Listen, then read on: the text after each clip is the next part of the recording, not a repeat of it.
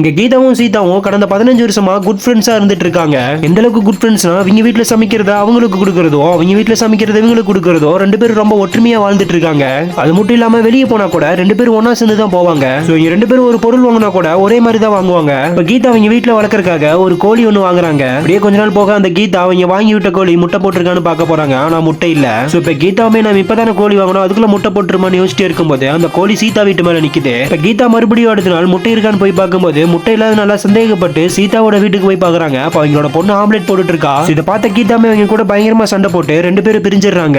இவங்க ரெண்டு பேரும் பாத்துக்கிட்டா கூட பேசிக்காமே போறாங்க. இவங்க ரெண்டு பேரும் சண்டை போட்டுட்டு இருக்க கீதாவோட பையனும் சீதாவோட பொண்ணும் லவ் பண்ணிட்டு இருக்காங்க.